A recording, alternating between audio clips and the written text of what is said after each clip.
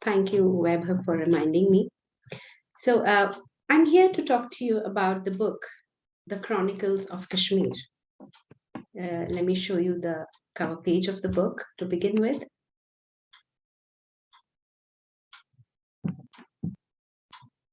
The Chronicles of Kashmir, as you can see on the title, it's the biography of a social activist, Pandit Amarnath Vaishnavi. I'm sure all of you are here today because you are interested in this topic to know more about the paradise on earth, Kashmir. And there are loads of books which have been written on this topic. There are many foreign authors who have written about it. There are Indian authors who have written about it. And history is a very interesting thing. It changes with the perspective of the writer. Now, what is the perspective that this book brings in? I would like to elaborate on that. Before that, let me give you an introduction about myself briefly. My name is Rohini Vaishnavi, and I am the editor of this book. The writer is Mr. Balkrishan Sanyasi, who is a very renowned Kashmiri poet. He has 3 published books and more than 100 published articles about the political and social situations. He has been a student of political science, and that's been his interest. And I also run an organization by the name RV Learning Foundation. This organization works in the area of women entrepreneurship, employability skills, and education for the underprivileged students. So that was briefly about me. And now coming to the Chronicles of Kashmir. As I already said, that history is written in with different perspectives, and each perspective has a different story to tell. The Chronicles of Kashmir is the biography of Pandit Amarnath Vaishnavi, who was an activist at the grassroots, and at the same time, he was a person who also had influence in the corridors of power. Maybe with the bureaucracy or the top politicians. Now, I'll explain this little more. What does it mean to work on the grassroots? How was he? What did he do exactly? Right after 1947, as you know, we attained freedom on 15th August, but Kashmir was different because at that time, Kashmir was a princely state and it was not yet integrated with the rest of the country. And it was on 26th October that the Treaty of Accession was actually signed, and Kashmir became an integral part of India at that time. But there are people of Kashmir who had to pay a price at the time of partition. So there was violence, there was bloodbath, and the minorities of Kashmir were shriveled up and scared. There was a lot that they had lost. Now, given this situation, people were scared. And that was the time when Pandit Amarnath Vaishnavi used to walk around in the winters, in the cold. He used to visit the homes of Kashmiri Pandits to know about their welfare. So I'll tell you a very interesting story. One day he went to a house, and it was too late in the evening. It was around 10 p.m. or so, to ask about their well-being, because that's the time when he got free. He was a teacher by profession. He used to visit a lot of villages. He used to be posted in the villages. One day he went there and it was time for dinner, but they had already had their dinner. But they were a little uncomfortable because They did not have any vegetables, raw vegetables at home, because they had a garden at the in their backyard, and they could not pluck the vegetables at night because it's not considered to be good. And so seeing their nervousness, he could figure out that there was some issue with the food at that time of the night. And he asked them, he said, why are you so disturbed? And they could not say, but he figured out, and he said, it's okay. Do one thing. You have rice, cook some rice, and boil water and put some salt in it. That's perfect meal for me. I'll have it like that. So that's what it means to be with the people and understand their problems. So this is just one small example of the work he did. He was a great humanist for whom all religions were equal.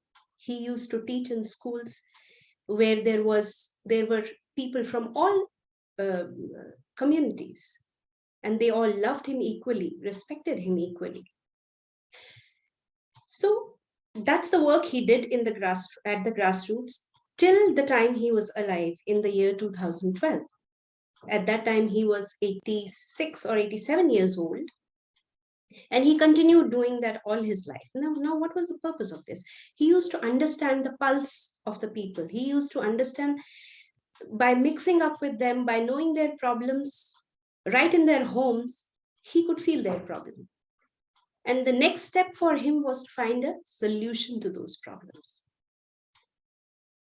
And that's what he did, giving you some examples of how he found solutions. Some of the small things, like when he found in Baramulla, people were really scared in the early 50s.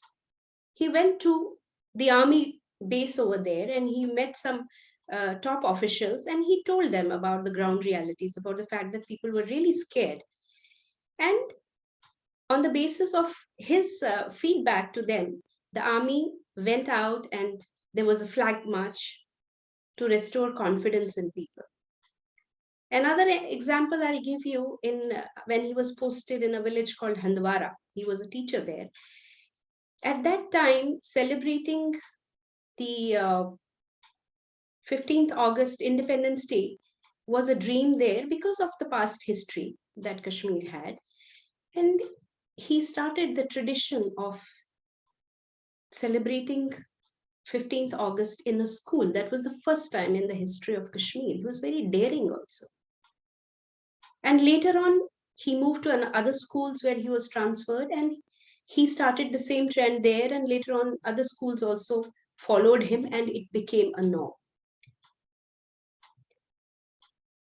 Now, talking about other things, like in 1967, there was a famous Kashmiri Pandit agitation, which was basically started, and he was at the front end of that agitation for restoring the rights of the minorities in Kashmir, for preserving the rights of the minorities in Kashmir.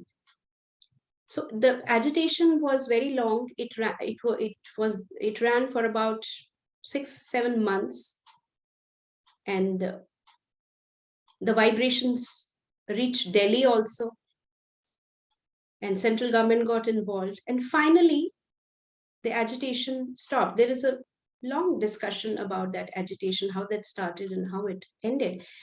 And the outcome of that agitation and the persuasion of Pandit Amarnath Vaishnavi and his organization and the people who were associated with him in the organization which he headed, All State Kashmiri Pandit Conference, an organization which started in 1931. So the persuasions led the government to set up 3 commissions. One was the Gajendra Gadkar Commission, another was Dayal Commission, and there was a third one also. And the result of those commissions was that the government passed some laws to restore the communal harmony in the country. So that was the influence of that agitation. Then coming to 1986, in 1986, there were again some tensions in Kashmir Valley, communal tensions in Kashmir Valley, and he went and met the Prime Minister, Mrs. Indira Gandhi. The book mentions a very interesting conversation between him and his team and Mrs. Gandhi. And you can read about that in the book in detail. But this is something which has never been told before. Uh, the response of Mrs. Gandhi and what was later the impact of that on the overall situation in Kashmir over a longer period of time. Then, after 1990, when there was the mass exodus of Kashmiri Pandits, at that time, there was the government was headed by Mr. Farooq Abdullah. But Mr. Abdullah was in London at that time on the night of 19th January, when there were there was in the midnight in entire valley, the microphones in the mosques reverberated with a lot of slogans, etc., which was clearly a hint for minority community to leave. So that was a very, I would say that was the darkest night I was there. But at that time, the government was not so effective, and there was a lot of violence also. Pandit Amarnath Vaishnavi and his team were in Delhi. They went and met Mr. VP Singh, who was the prime minister at that point in time, and they asked him, they requested him to impose governor's rule in the state. Mr. VP Singh was reluctant initially because it's not easy to bring about a change so suddenly. You know, they also need some time to know what's happening. And later on, Amarnath Vaishnavi and his team, they suggested that Mr. Jagmohan should become the governor because he had earlier been the governor of the state and he had really provided a good governance to the state. So they had faith in him. But Mr. VP Singh was not sure whether Mr. Jagmohan would agree to it, because at that time he was on a vacation because he was writing his book, the My Frozen Turbulence in Kashmir. And but they went to India International Center, they met him, they persuaded him. And in the next 2 days, Mr. Jagmohan flew to Kashmir and he joined there as the governor of JNK. After 1990, again, when Kashmiri Pandits left their homes and they came to Jammu, first of all, then it was he and his team, they had constituted an organization called Jammu and Kashmir Sahayata Samiti. And they negotiated with the government. Again, Mr. Jagmohan was the governor there. And with the help of one IS officer, Mr. Vijay Bakaya, he was the Relief and Rehabilitation Commissioner at that time, I think. And he persuaded the government to start a financial relief for the people. And that relief started at that time. The government had to approve that, and which continues till date. Second thing was giving homes to people. Firstly, arranging tents.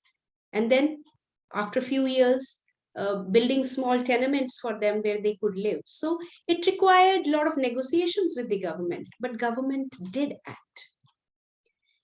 The third important contribution was that he negotiated with the government for setting up schools and colleges in the evening session in the existing buildings of Jammu, because those buildings could not really handle such a huge influx of people. So again, the government did agree to that. And later on, he went and met Bala Sahab Thackeray in Maharashtra. And he requested him to create some extra quota of seats in educational institutions in Maharashtra so that the students of J&K all the displaced students could study there, because Jammu was not able to handle so much of influx, and the colleges and schools of Kashmir were a total no-no for them. And later on, when Mr. Vajpayee became the prime minister and Mr. Murli Manohar Joshi was the education minister, at that time, they extended this arrangement to other states of the country. And gradually, by 2008-9, every state and central university in India had a Kashmiri migrant quota, which is existing till today. So I was talking about this biography, which is about a person who worked at the grassroots and who also had an influence in the corridors of power. So you can yourself imagine what kind of work he would have done, how he was connected to this land. So the book brings a lot of details which talk about what exactly happened in Kashmir. Now, before I move ahead, I would like to show you a video.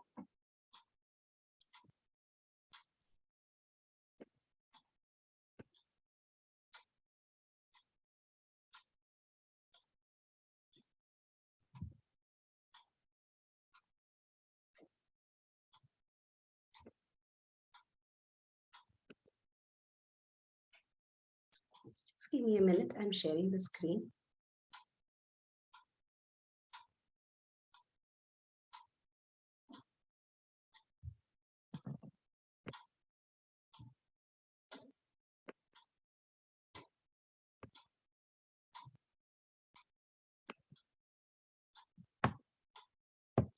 So, can you all see my screen? Yes. Okay, thank you, Ever.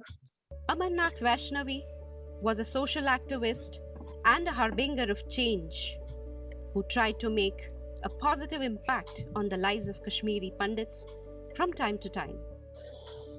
He assumed a major role in various historic movements such as Praja Parishad movement of 1949 for which he was jailed and the Kashmiri Pandit agitation of 1967. His slogan, Jai Kara Har Har Mahadev, was coined during this movement, which became a continuous source of inspiration and motivation for the masses till he attained nirvana in the year 2012.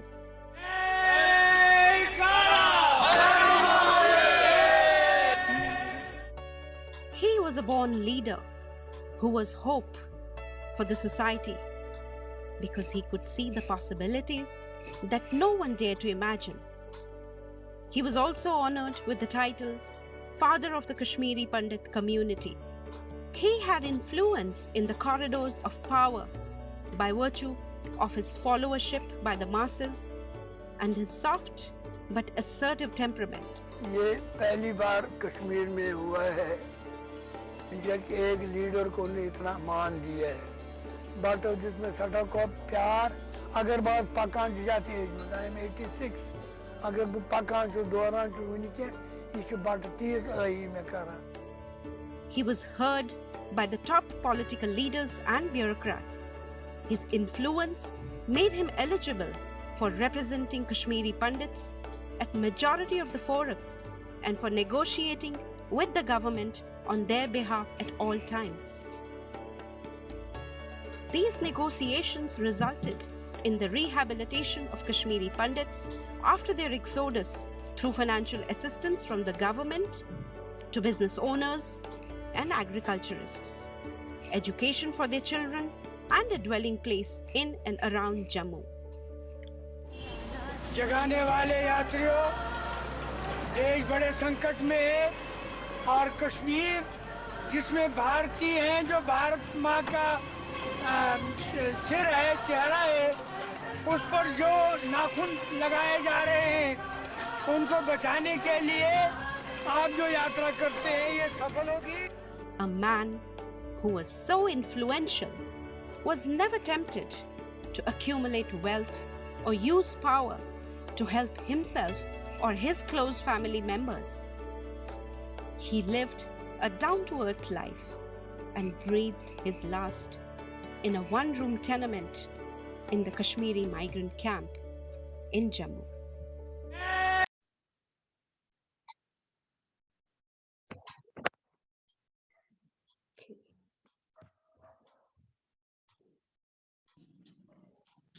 So that was a glimpse about Pandit Amarnath Vaishnavi. I also want to share with you a Facebook message which I got yesterday when I had put a post on Facebook about the book. I would like to share that with you. Just give me a moment.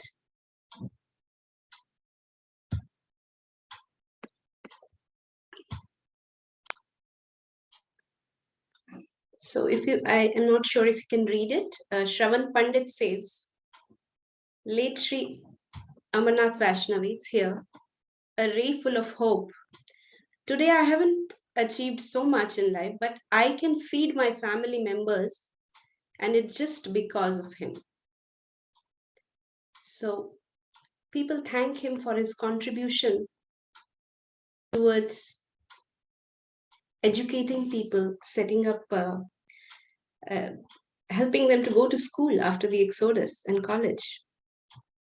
So we are here talking about the story of Kashmir, which comes from the biography and lived experiences of a man who has worked on the grassroots. Now, I would like to read out to you some parts of the book.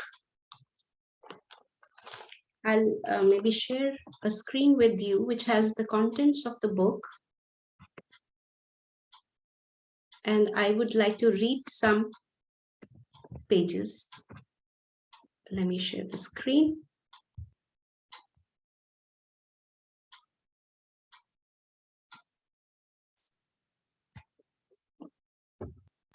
So the first part of the book basically talks about his early life, his childhood. That is one chapter. The first chapter actually talks about Kashmir in brief, in about 9 pages. There is history of Kashmir. And after that, we have his school days. And then comes, and let me just read it out to you. There is this, yeah. There is one part about the accession of Kashmir with India. And in this, let me read it to you.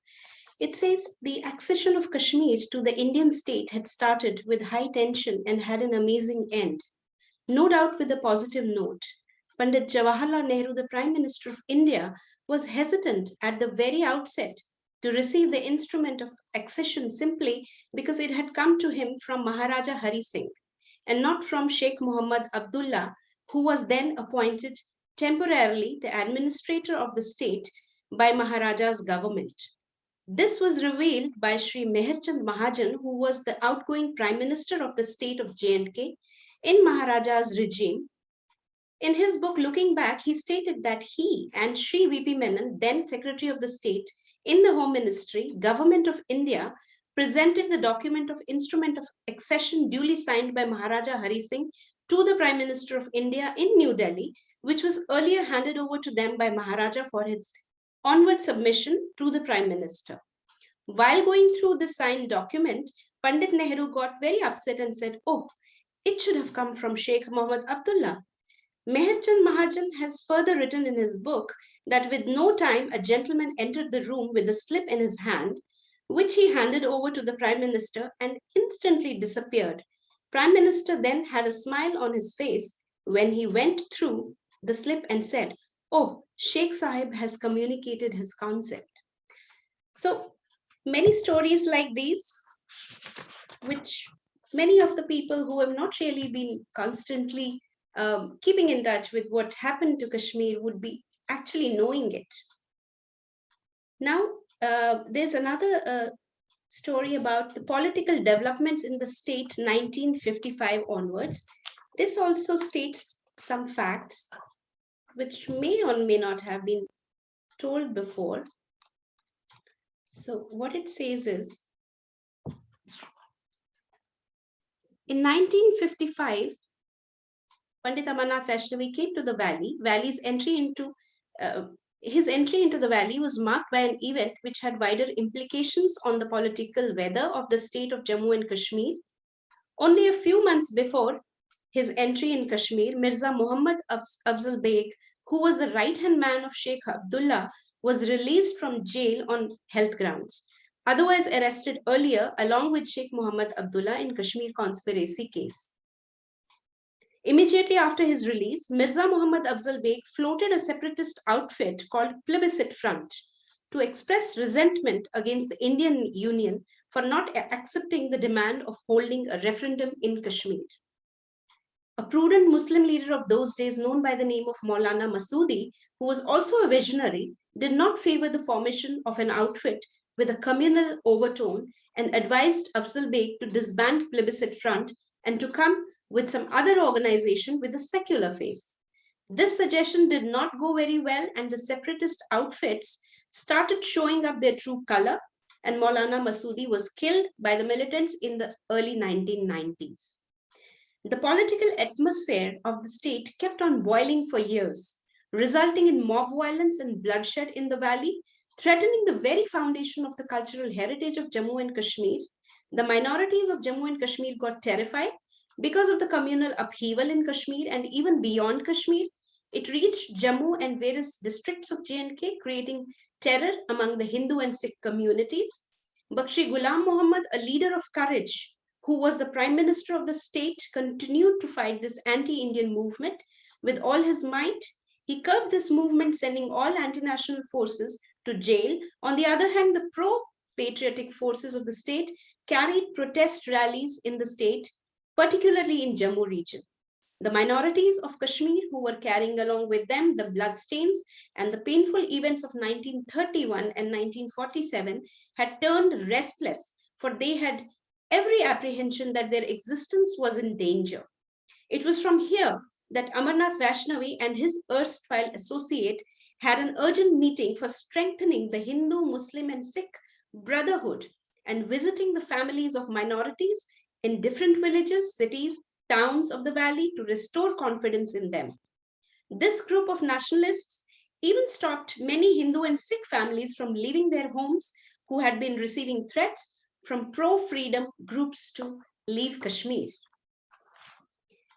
I would like to talk about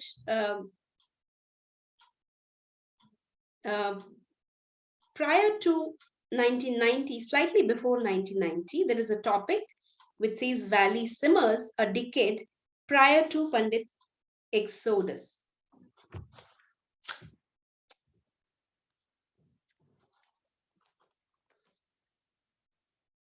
Let me read this first. This is about simmering unrest, and Vaishnavi appointed chief of RSS in Kashmir.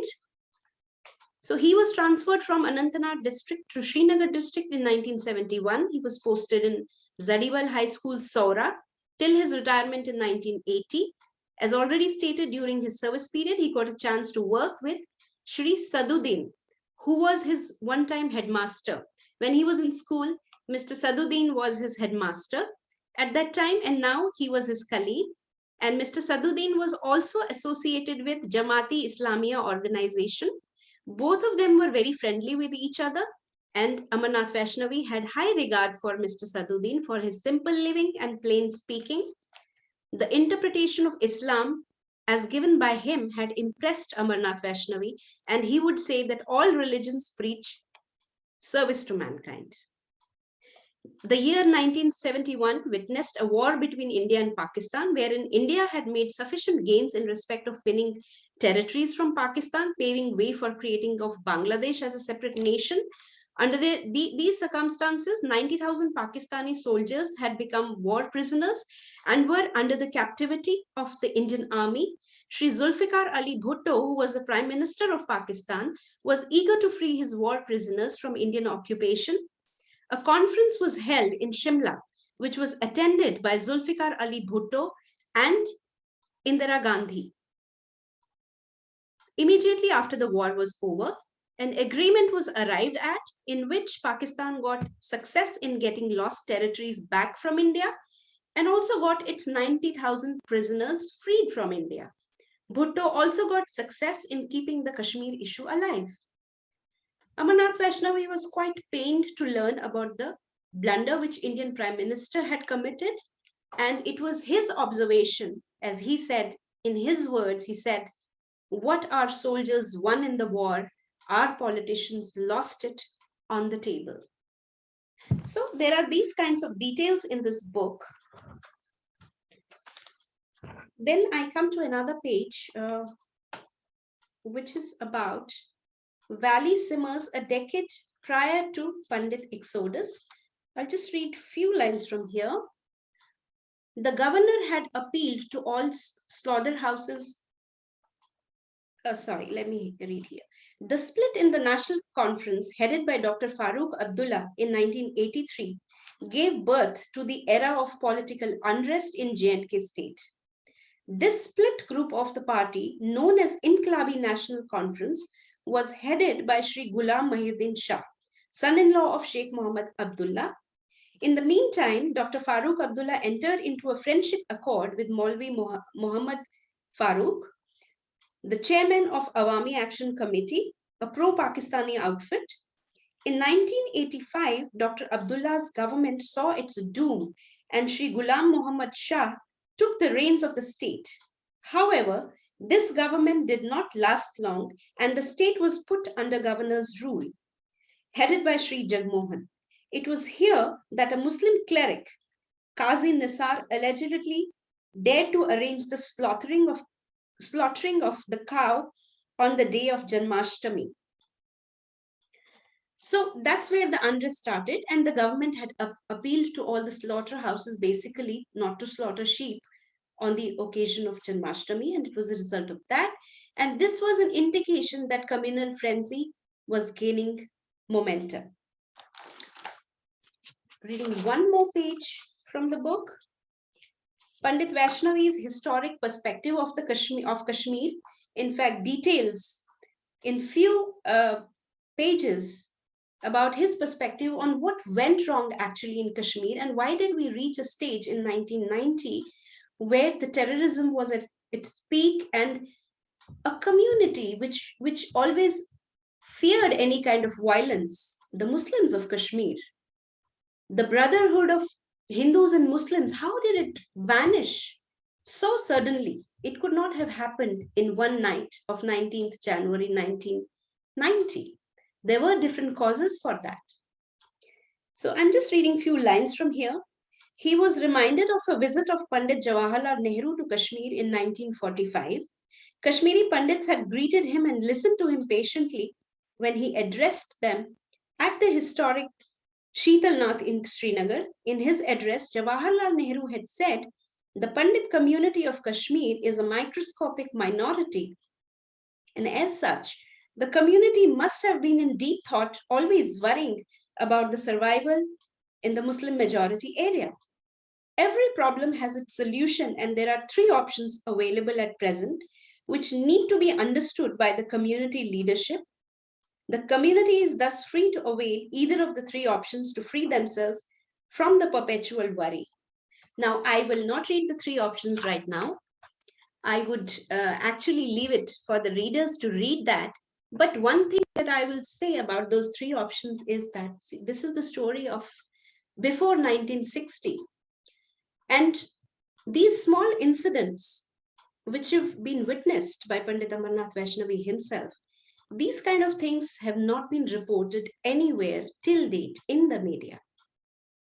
And there are so many such incidents which have been mentioned in the book, which can answer the question as to what exactly happened in Kashmir. A place which was inhabited by peace-loving people, where you will, if you listen to the Sufi songs of Kashmir, Hindus and Muslims equally actually recite those to pray. And there is one song which is one very famous Kashmiri song, Harmukh Bartal.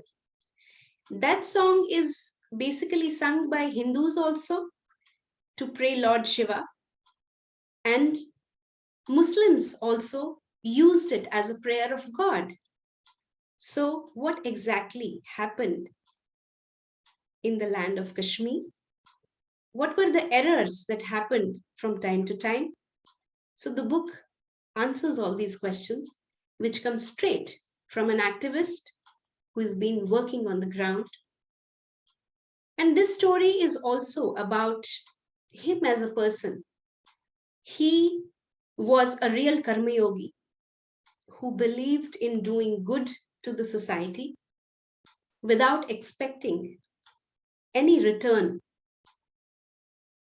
you can figure that out, that a person who could move the governments, shake the governments to spring into action and provide everything that was needed by Kashmiri Pandits after Exodus when they were homeless, and even before that, being the voice of Kashmiri Pandits.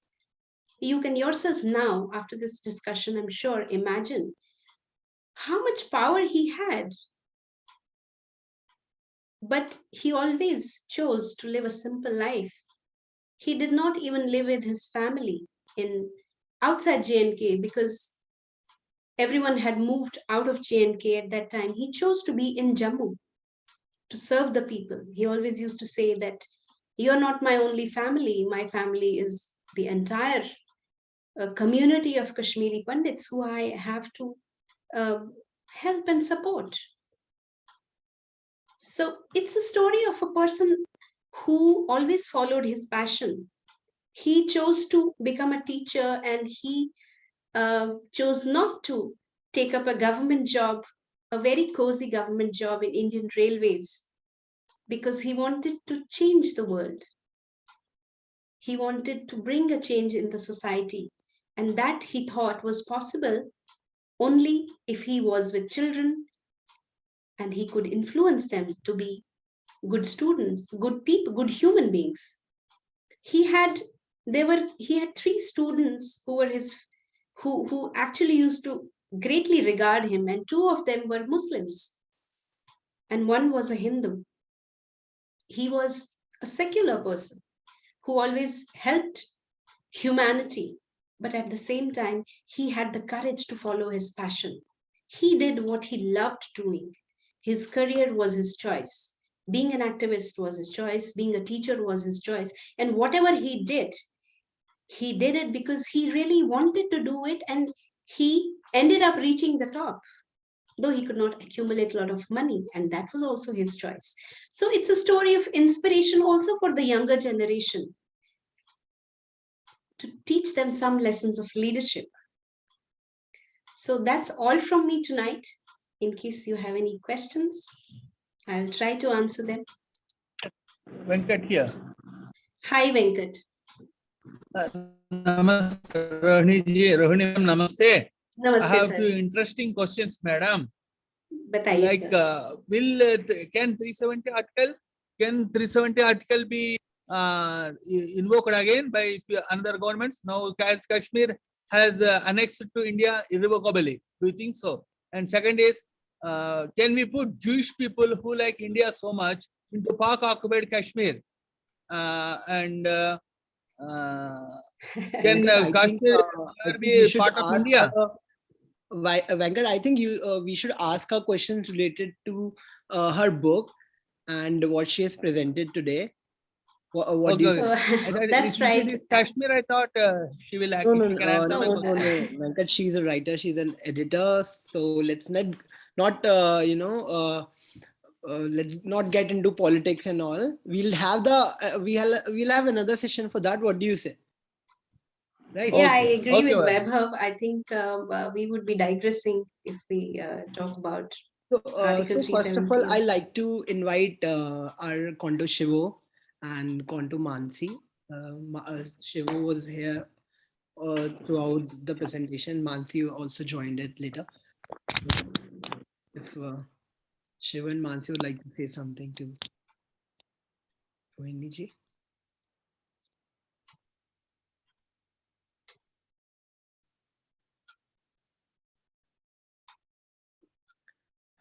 I think you need to unmute yourself, Mr. Shivo.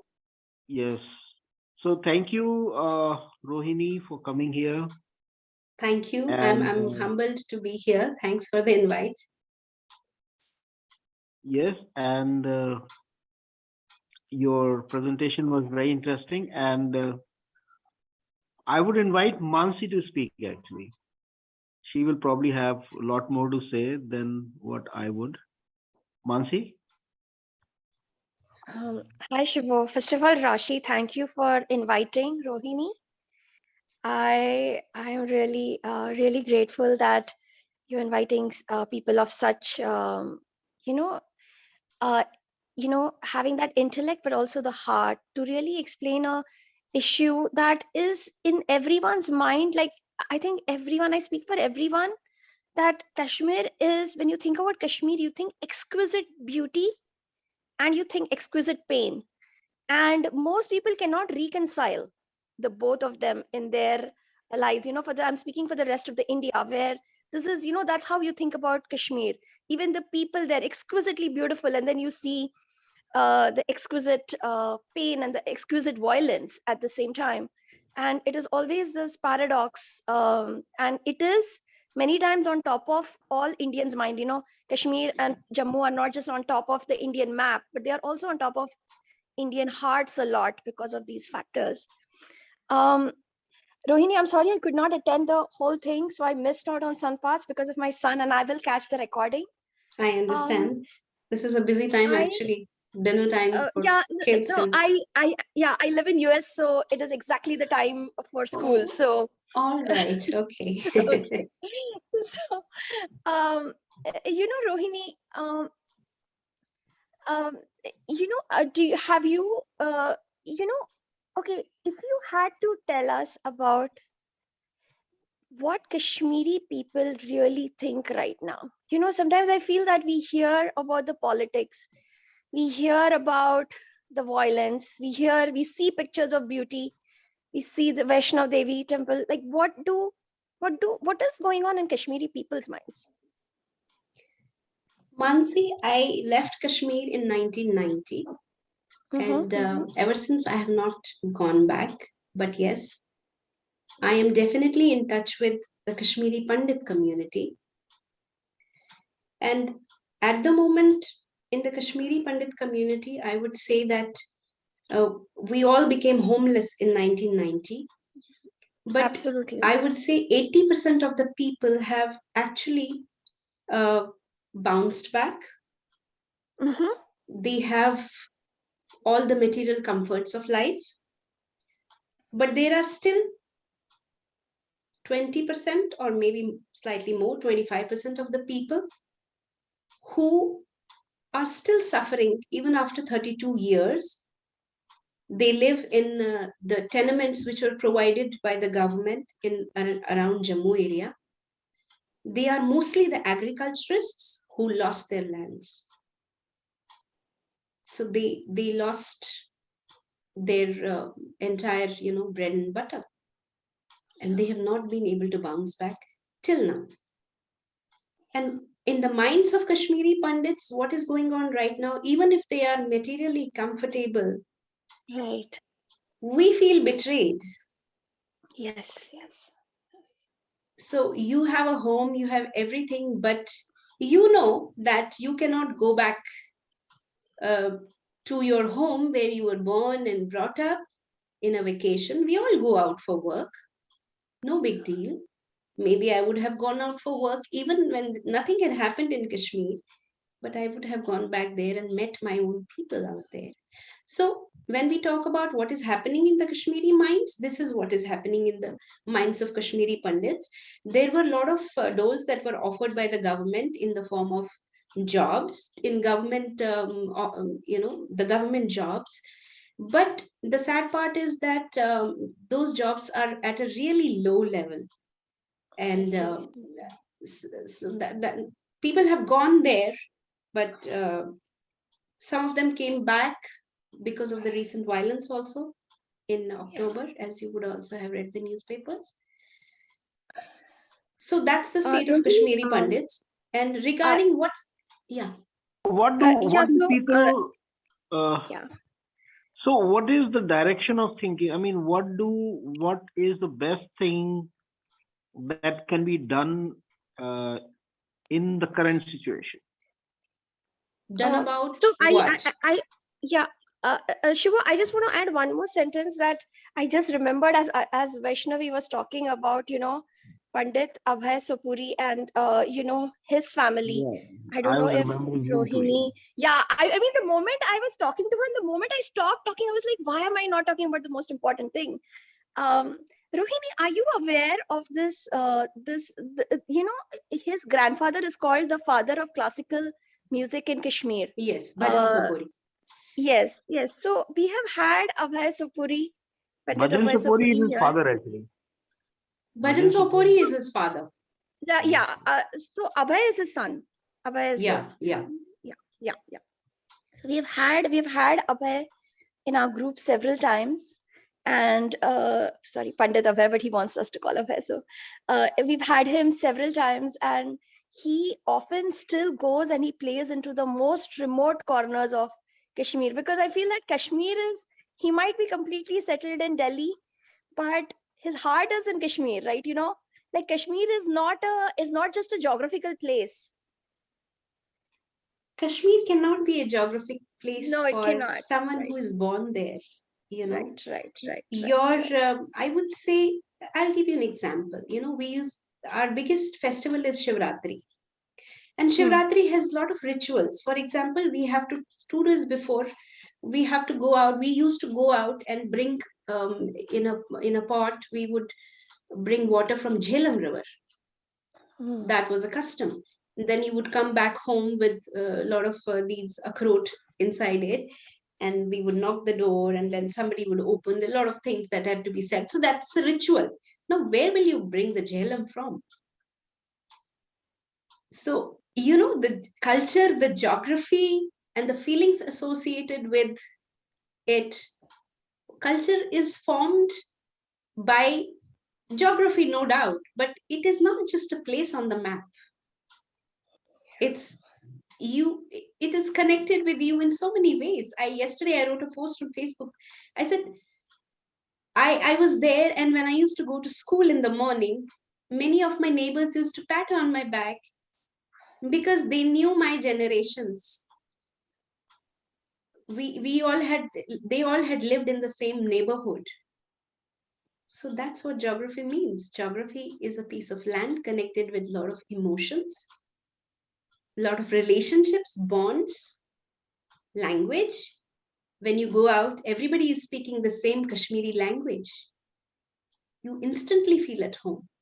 So I may have a home here, house here, but if I don't, when I go out and I don't see many people talking the same language that I talk, I don't feel at home.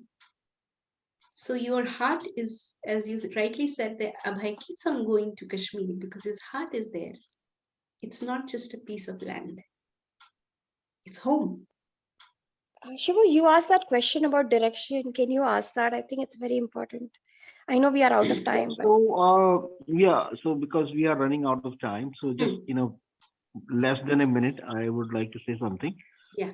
So the Quanto life is a very deep, very intense spiritual path, and it has some very powerful spiritual practices, which not only helps individual but also help resolve the collective situations, the group situations, like the difficult situations the Kashmiri Pandits face. So I really invite you to experience this, and I'm sure you will begin to move towards a resolution, maybe a little step to begin with. Well, that's a wonderful idea. Yeah, I can try it. Why not? Yes, thank you. Shivu, so Rashi wanted her to talk about foundation. Can she talk about that? And then we can go to AD. Yeah, Rohini, in short. Hi, Rohini. In short, if you want to introduce your RV Foundation also. Yeah.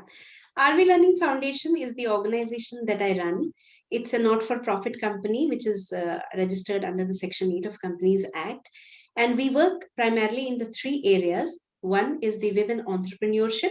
Under this vertical, we basically help and support women who want to come back from work, come back to work after taking a break, or women of any age for that matter. We would counsel them. We provide them skill development workshops, and we guide them on various things, like, if they have their business already, how do they scale it up, or if they want to start a new business, how can they do that? So that's one part. The second part is about the employability skills programs that we run for educational institutions, where we prepare them for the jobs. So things like personality grooming, how to appear in interviews, group discussions, and how to make a CV. Those are the kind of things, and also give them a perspective about a very contemporary perspective about the industry and what kind of jobs are available and how they can go out and seek them. The third part is about the education. We have a school running in Faridabad, which we are running in the YMCA campus, that basically caters to the children of construction workers. We teach them, and we also have a scholarship, which is again in the name of, which has been launched in the name of Pandit Amarnath Vaishnavi. This scholarship is given every year to the students of, who have limited means, to support their education. So these are the three verticals under which we work. I think people are asking some questions and I'm not being able to see them. I don't know. Jhelum Rani was in Satluj rivers. Can you talk? Okay, all right, fine. I think we've covered everything. Yeah. So Rohini ji, that was amazing session. And in the end, would you like to inform people about where they can buy your book? Definitely. The book is actually available on Amazon. It is available in all the parts of the world. And Mansi, if you're in America, you can definitely buy your book, a paperback version. It's available in Australia, America, Canada, whole of Europe, UK, and you can buy it from Amazon. If you want, I could share the link with you now on the chat, or can I share to you? Yeah, so I have shared the links in the commune. All right. Yeah, it's there actually. Even if you type The Chronicles of Kashmir in Amazon, you will get it right there. Maybe I'll share the link with you, Webhub, on your WhatsApp. Sure. You can share it in turn. So Vaishnavi, we have to go, but since you're Rashi's friend, and from what you're saying, I feel you're very spiritual. I really wish that someone really take the cause of healing the Kashmiri Pandits in a very deep way. I think there are a lot of people who are trying to work, but somehow we have also gotten very, it has entered our heart also in different ways. The Devas and all have brought this into our heart, even though many of us live very far from Kashmir. So I really urge you to get in, to talk with Rashi and join us again and really take up this cause. Over the years, we've had people whom we really connected to come again and again, but we have never worked on this collectively together. And I feel that there are such bleeding hearts right now. And if we could do anything together for healing them, we would be more than happy. Sure, Mansi. Maybe I'll get in touch with you, Rashi, and try and understand what you do. Yeah. And from there, we'll take it further. Perfect. Shiva, would you like to say something? You've said it all. Thank you very much. Thank you. Thank you for giving me an opportunity to interact with you all. It was really a pleasure, and I hope you will enjoy reading the book. Thank you. Sure. Thank you. I'll definitely order. Okay. Thank you. Thank you. Thank you. Bye-bye. Bye.